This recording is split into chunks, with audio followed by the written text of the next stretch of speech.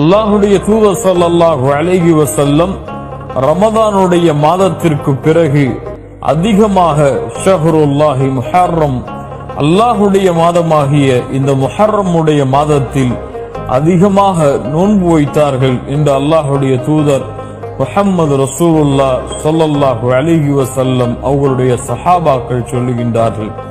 அல்லாஹ்வின் மாதம், அல்லாஹுடைய தூதரால் கண்ணியப்படுத்தப்பட்ட மாதம். மூசா அலைஹிஸ்ஸலாம் ஃபிரௌனிடமிருந்து காப்பாற்றப்பட்டு அல்லாஹ்வின் வெற்றியை அடைந்த இந்த மாதம். அந்த மாதத்தில் அல்லாஹுடைய தூதர் ஸல்லல்லாஹு அலைஹி வஸல்லம் 10வது நாள் நோன்பு வைக்கும்படி ஏவினார்கள். 9வது நாள் அடுத்த ஆண்டு நான் உயிரோடு இருந்தால் நோன்பு வைப்பேன் என்று தன்னுடைய ஆசையை வெளிப்படுத்தினார்கள். கண்ணியத்துக்குரியவர்களே, அல்லாஹுடைய தூதருடைய வழிமுறையின் அடிப்படையில் இந்த ஆஷராவுடைய தினத்தையும் அதற்கு முன்னால் இருக்கக்கூடிய 9வது தினத்தையும் நோன்பில் கழிப்போம்.